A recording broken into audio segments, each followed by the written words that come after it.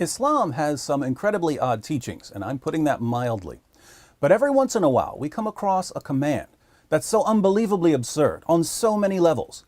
We can only wonder why Muhammad wasn't laughed out of Arabia when he delivered it to his followers. Take, for instance, Muhammad's solution to the following problem. Suppose a man and a woman, who aren't married to each other, need to be alone together for some reason. Perhaps the man is a household servant and the woman's husband goes away on business trips.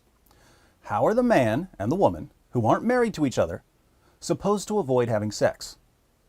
This problem was actually brought to Muhammad, and Allah himself provided the solution. Allah, in his timeless wisdom, revealed in the Quran that in order to prevent any sort of illicit sexual encounter, the woman should breastfeed the grown man 10 times. This will technically make the woman the man's foster mother, so they won't be tempted to have sex. Now, if you're thinking to yourself, 10 breastfeedings, that's too much, don't worry, Allah has got you covered. Even though the Quran is supposedly Allah's eternal word, Allah eventually changed his eternal mind about the need for 10 breastfeedings. 5, it turns out, is quite sufficient. Sahih Muslim, 3598.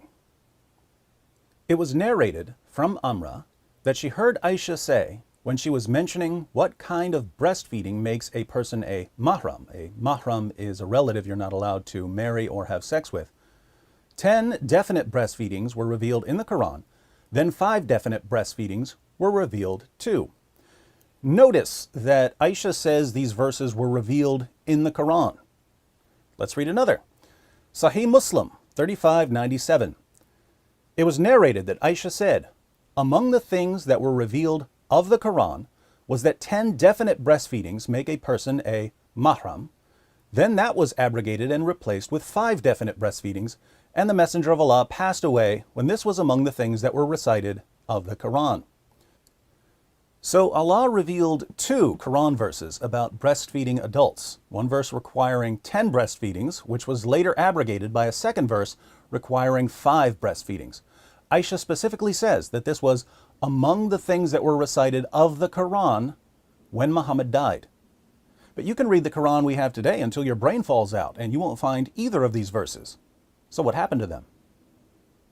Well, Aisha tells us what happened to the first verse in Sunan ibn Majah, 1944. It was narrated that Aisha said, the verse of stoning and of breastfeeding an adult 10 times was revealed, and the paper was with me under my pillow. When the Messenger of Allah died, we were preoccupied with his death, and a tame sheep came in and ate it. The 7th century version of the dog ate my homework was apparently a sheep ate my Quran verses.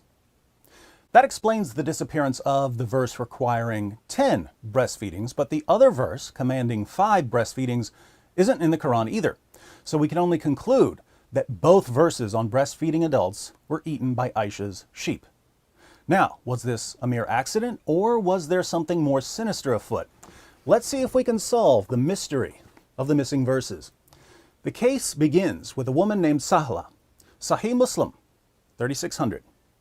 It was narrated that Aisha said, Sahla bint Suhail came to the Prophet and said, O Messenger of Allah, I see signs of displeasure on the face of Abu Hudayfa, that was her husband, when Salim, who was his ally, comes in. The Prophet said, breastfeed him. She said, how can I breastfeed him? He is a grown man. The Messenger of Allah smiled and said, I know that he is a grown man. Creepiest smile ever. So Sahla's husband was concerned about this grown man being around his wife, and Muhammad's response was that she needed to put her breasts in the man's mouth repeatedly. Interestingly, Sahla did exactly what Muhammad and Allah commanded.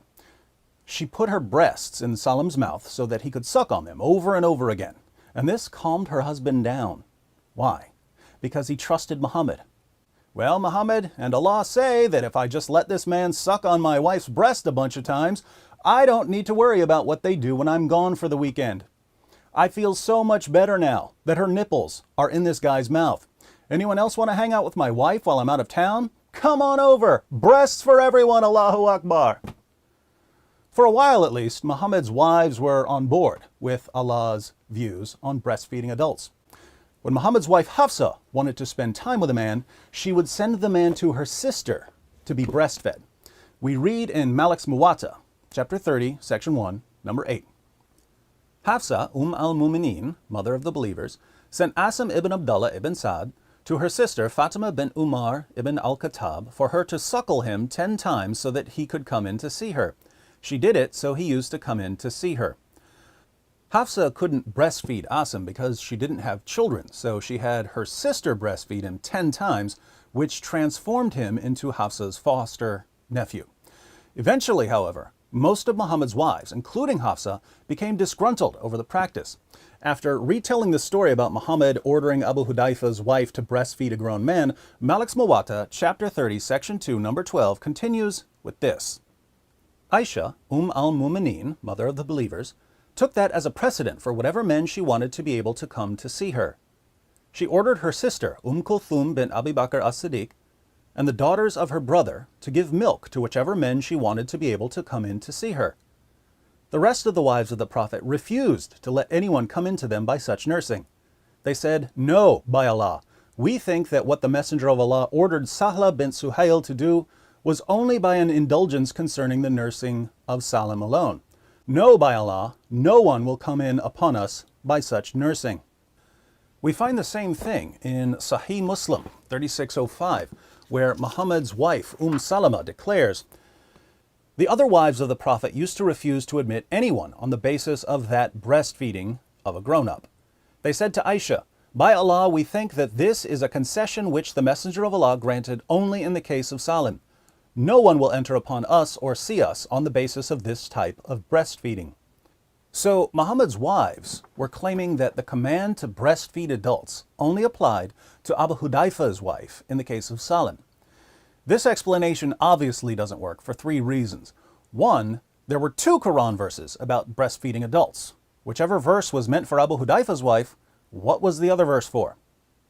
2, we know that Abu Hudayfa's wife was told to breastfeed Salim 5 times. So the situation with Abu Hudayfa arose after the verse requiring 10 breastfeedings had been abrogated.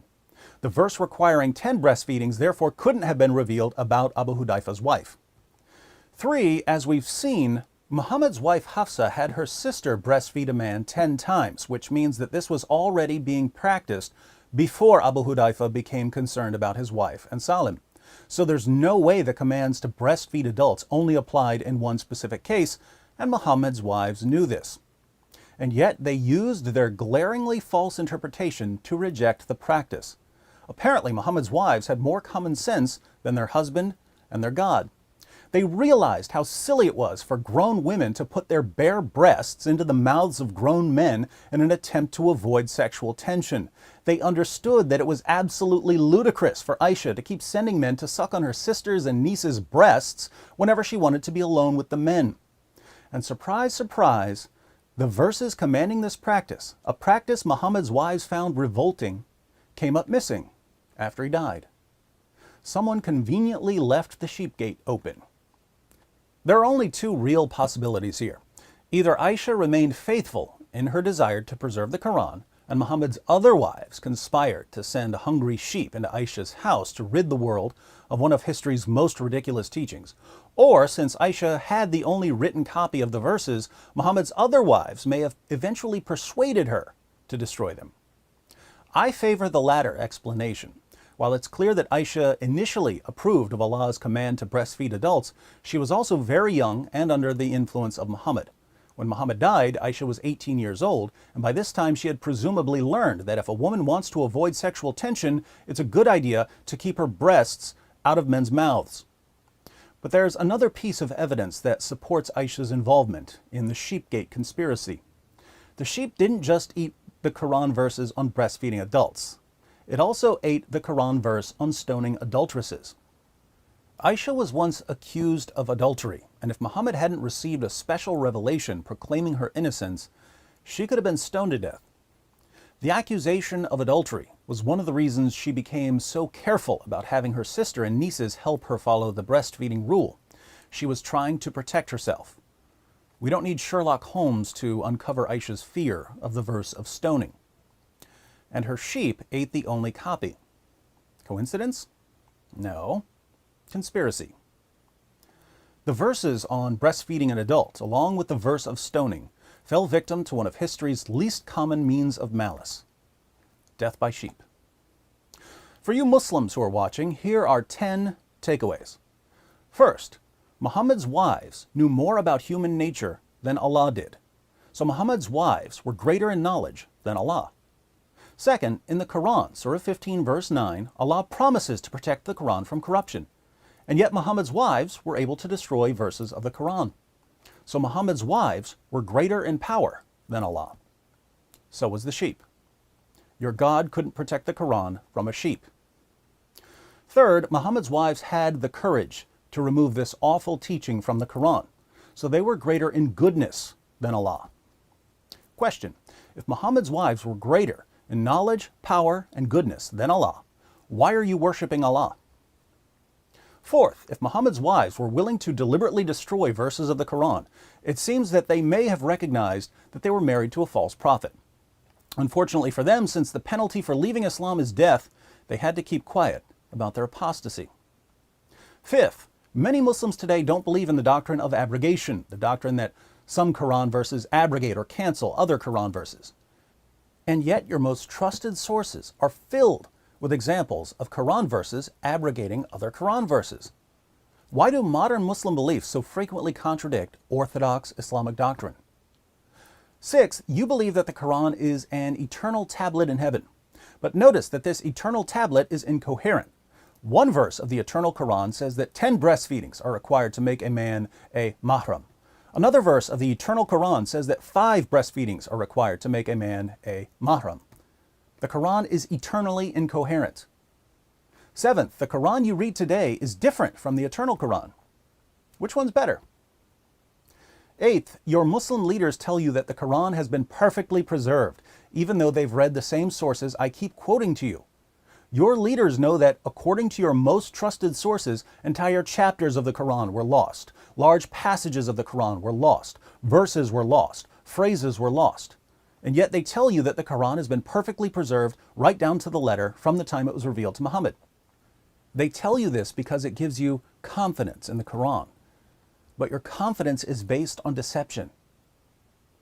Ninth, if your leaders keep lying to you about the history of the Quran, what else are they lying to you about?